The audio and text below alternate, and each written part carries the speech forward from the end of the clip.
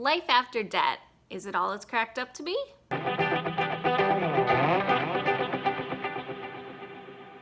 Hello friends, and welcome back to my channel. As always, so happy to see you. If you're new here, my name is Holly and I love inspiring and empowering others to live a better life by focusing on my 3 pillars of intentional living, and those are budgeting, minimalism, and eco-tension.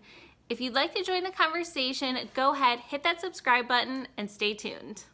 So I thought I'd do a really casual video today. But anyway, I'm still displaced from my office. My husband took it over, I don't know, 37 weeks ago. So I'm just gonna chill on my couch today and do kind of a Q&A. So today I wanna talk about life after debt. And I had originally planned on doing this video right after we officially got out of debt. So January 5th of this year, 2020, my husband and I sent our last payment to my last student loan. And it was after I made that announcement, and I'm not gonna sing it, but now you're just some money that I used to owe. So after announcing that, my DM was slammed with questions. And in that moment, I realized that my journey and what I went through could help so many others either avoid what I went through or help them maybe get out of their situation, meaning their debt situation, maybe faster. And I was so inspired by all the questions I got that I immediately started a YouTube channel. And I had been hemming and hawing and analysis paralysis over our YouTube channel for a few years. And it wasn't until I got all those questions that I'm like, okay, let's do it. I don't care. I'm just gonna hit record on my phone and just start this channel so I can really start helping. So originally when I started my channel, I was gonna start by focusing on a lot of the questions I got. However, a lot of the questions, even though I answered them through DMs, were kind of more, I guess you could say, about my personal story. And for me, I thought, and who knows, maybe I was wrong, I thought it would be most helpful to start YouTube by doing videos that really taught people how I got out of debt and all those things. And I guess I just want to make the most helpful content and put it out as soon as possible. So with that, this video that I'm doing kind of fell by the wayside. And again, I was originally going to talk about this stuff right after paying debt, and now it's been almost 4 months since paying off debt. And honestly, I'm kind of glad that I waited this long to answer this question, because now I have kind of lived life after debt for a few months and I've kind of settled into a new routine. Granted, we're in a pandemic right now, so there's a new routine, but I'm gonna really focus on kind of what was happening before the pandemic and then kind of how we'll get back to reality after a pandemic. I'm not really gonna talk about how life is just weird right now. So anyway, yeah, this is basically kind of gonna be a Q&A from a lot of the questions I received on Instagram about what's next after paying off debt. All right, so I guess we will hop right into the questions. Okay, so one of the biggest questions I got was, how does it feel? And I can totally understand people asking this. I remember I used to watch people post their debt-free screams and their we're debt-free posts, and I was so happy for them. Of course, a little bit envious, and you know, I just couldn't wait to get to that point. And so it's kind of crazy. It was like a random day, I think it was a Monday or Tuesday, that we officially paid off my loan, my last student loan.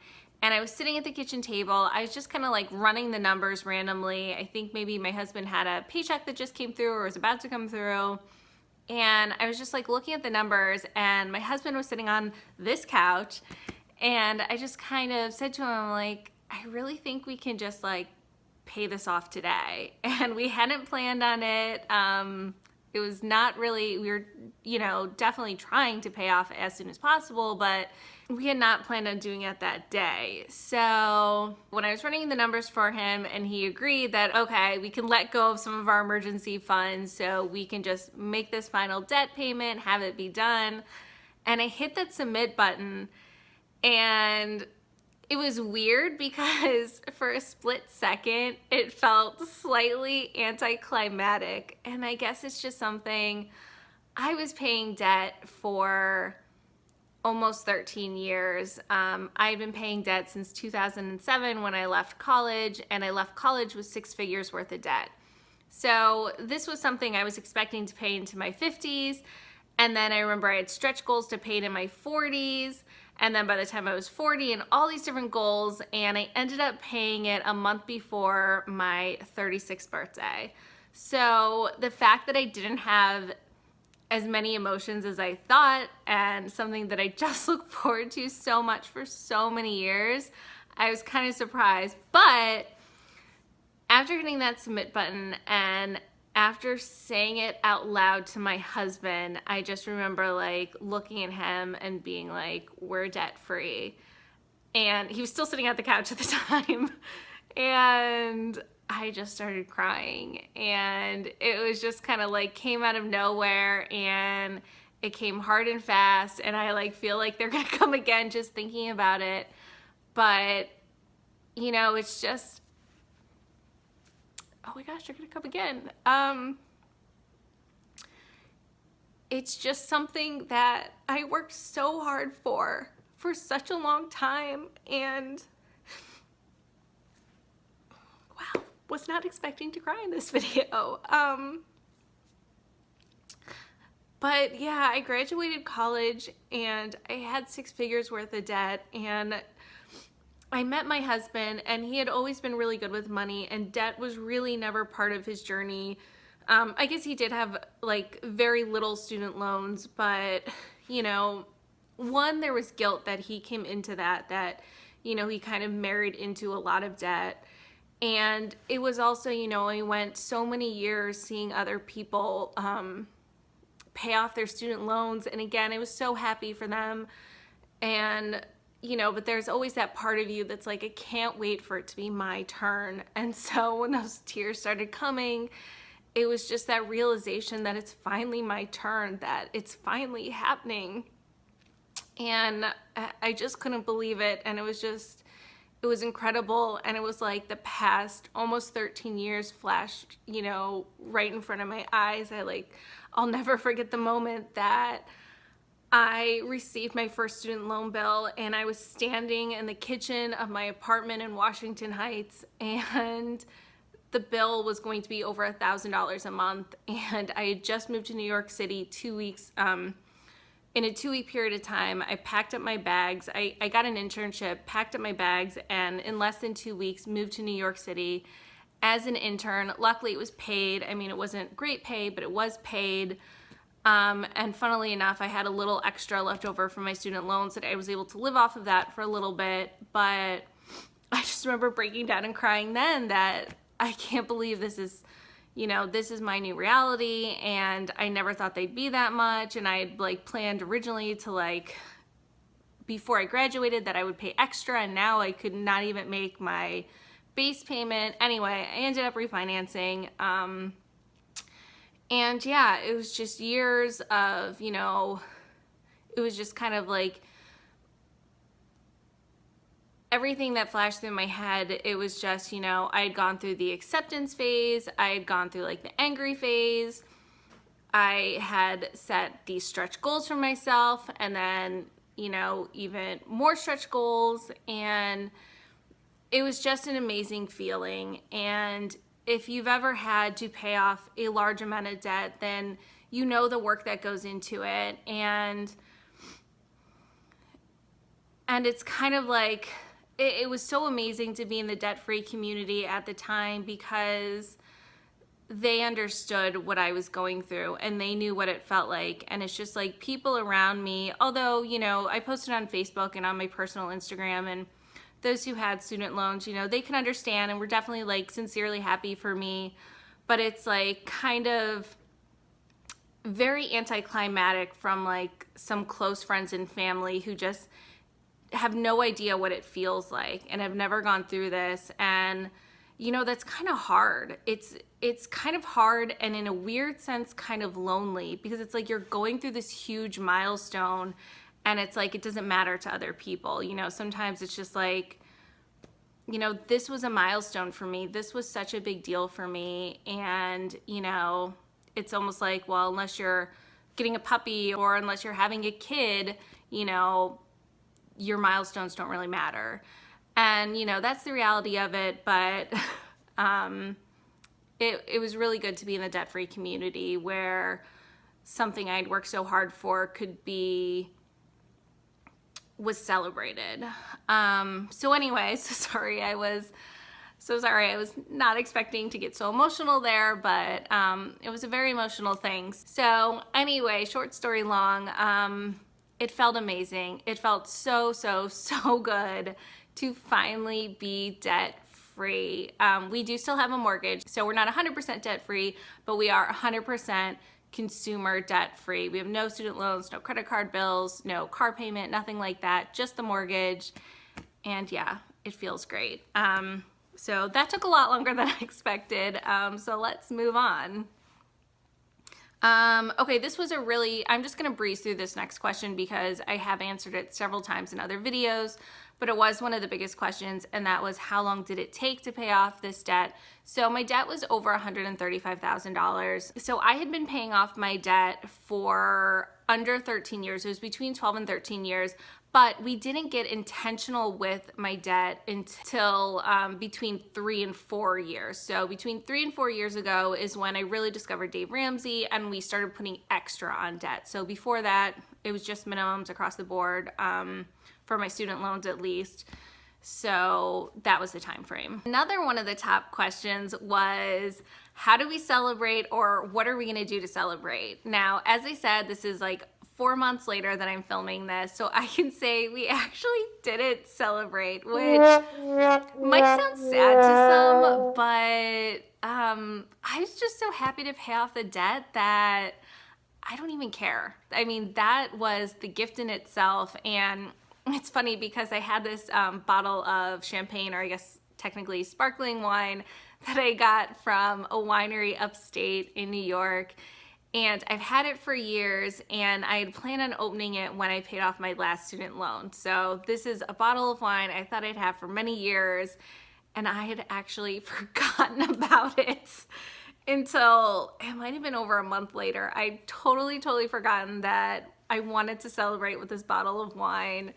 So we never ended up celebrating with that wine. However, we did have it this Easter when we did a Zoom Easter with my family, who we usually spend Easter with, and we made some mimosas with it. So we ended up having it recently, but something else kind of anticlimactic. And it's also funny because years ago, like I remember when we first got married and when we were on our 1-year anniversary, I said that I wanted to celebrate our debt payoff by going on a trip.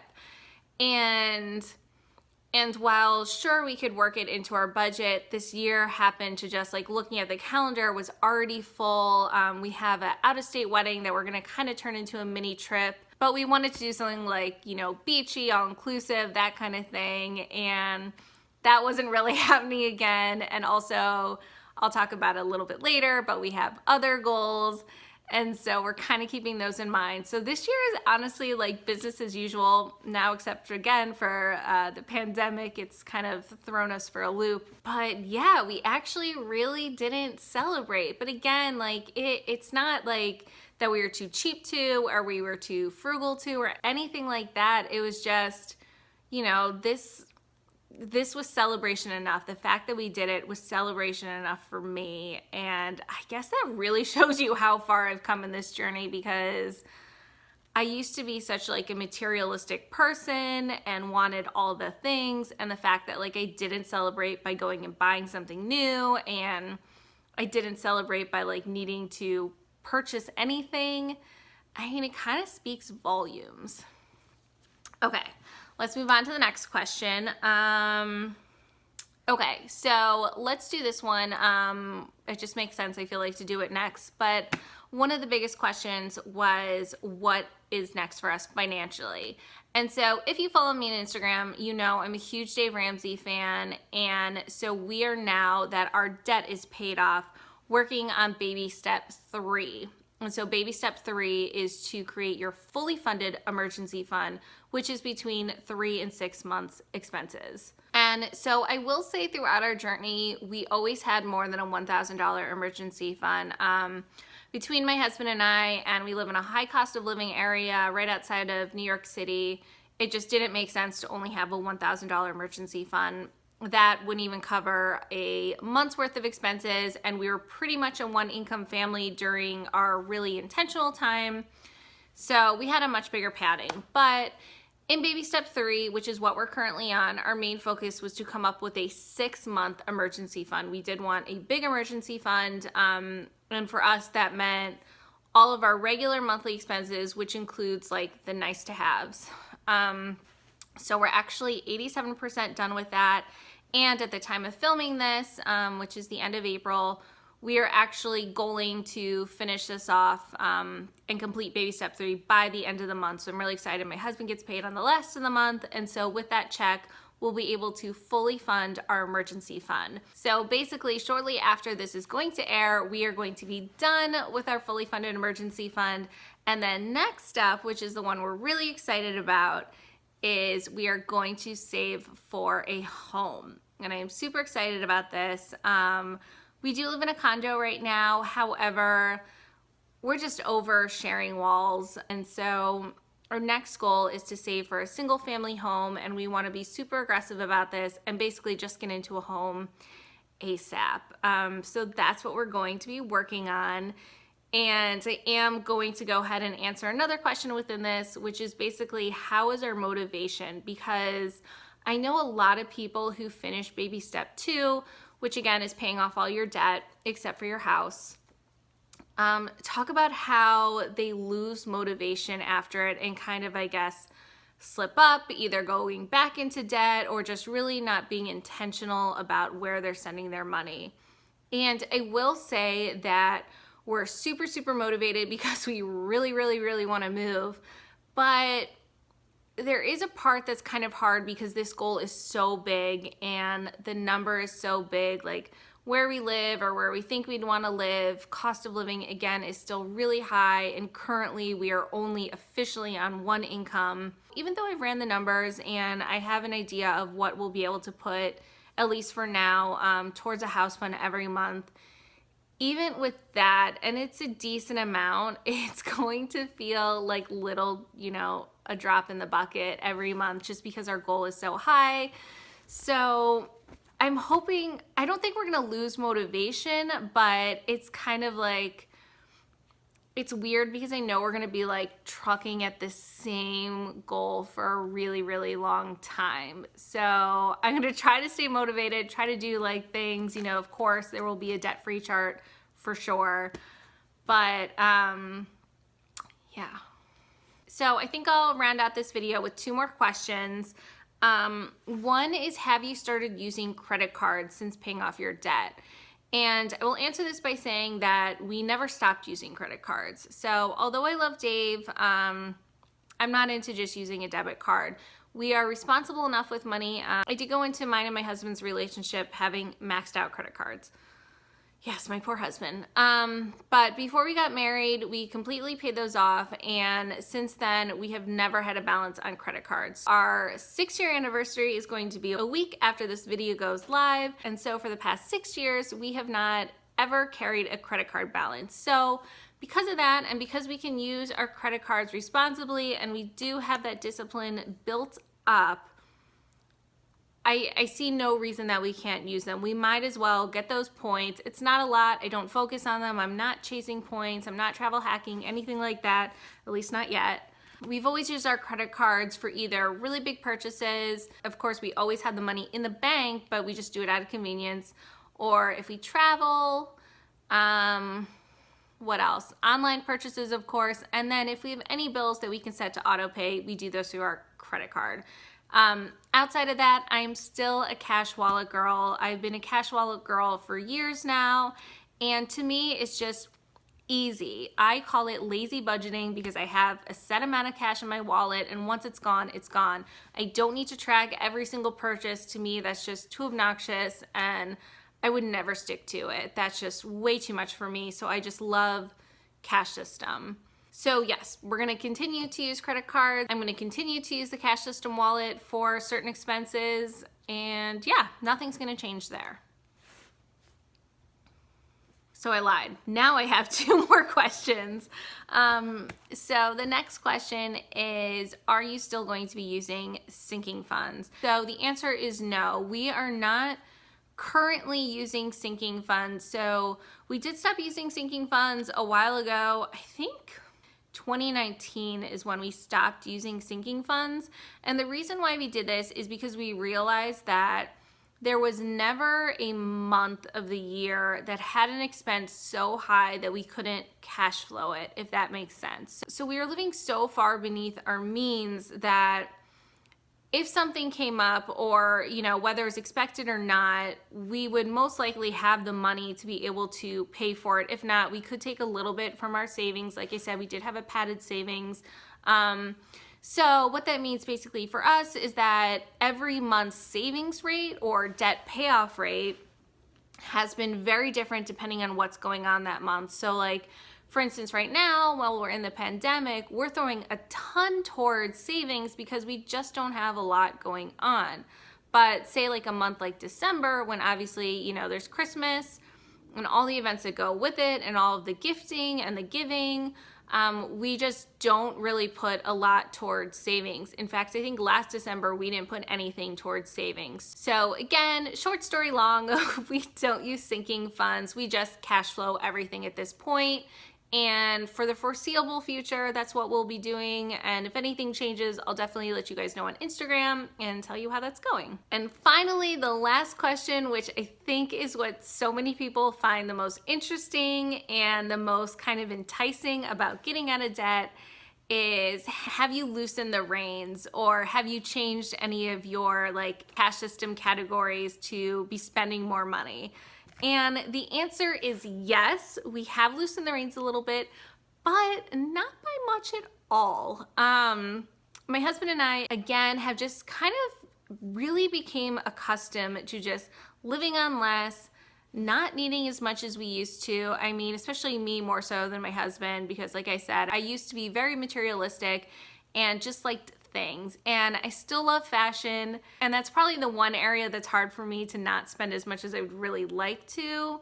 But for the most part, we just don't need or want as much as we used to. So when we are kind of reevaluating the budget, now that we don't have to throw any at debt anymore and trying to figure out where that money would go, obviously we had these new goals. We wanted to fully fund our emergency fund and throw a lot of money at a house.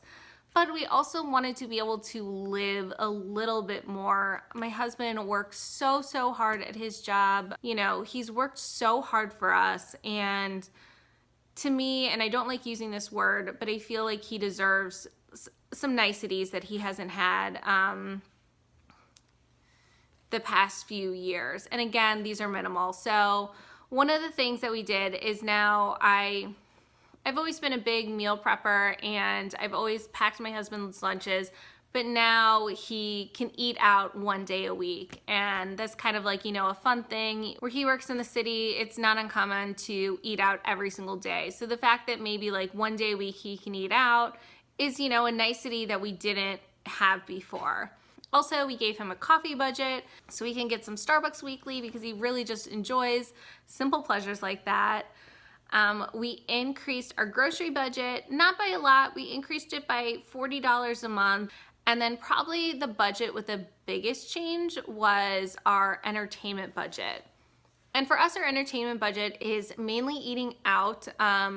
We do love to eat out. That is just one of those things that we love doing together, and that's kind of our entertainment. And we try to be good and maybe get one order in from a Seamless or a Grubhub type thing once a week, and then go to a restaurant once a week.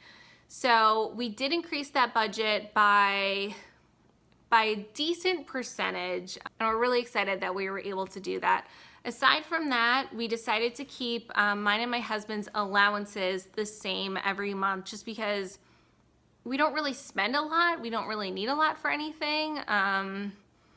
Yeah. And then I think the only other category we officially upped was our miscellaneous budget. And really that, like, it tends to go towards like seasonal decor. So before, we didn't even have that budget monthly. It wasn't a monthly thing. We really just had it kind of fall through end of the year, because that's when we tend to buy things for our house. We don't really decorate it seasonally until the fall. So now we have a budget every single month, and we can kind of let that money accumulate in our cash envelopes. And then finally, one that we didn't officially raise, but that is our giving category. And it's been really great, because one of my biggest whys for paying off debt was being able to give back. And I wanted to be more generous with our family and with charities. And when something came up, I wanted to be able to say, yes, I can help. And so we've been able to do that more and more since paying off debt, and that's been a really incredible part of the journey. So I think I'm going to end the video here. I think I got all of the main questions out, but I hope you enjoyed this more casual style video, and I hope it inspires you and empowers you to just work your own debt-free journey and reach those goals of becoming debt-free. Thank you once again. Don't forget to like this video and comment below what you're most looking forward to about becoming debt-free, or if you are debt-free, what you've loved the most so far. And of course, if you want to continue seeing content like this, please subscribe. Thanks so much, and I'll see you in the next one. Bye, friends.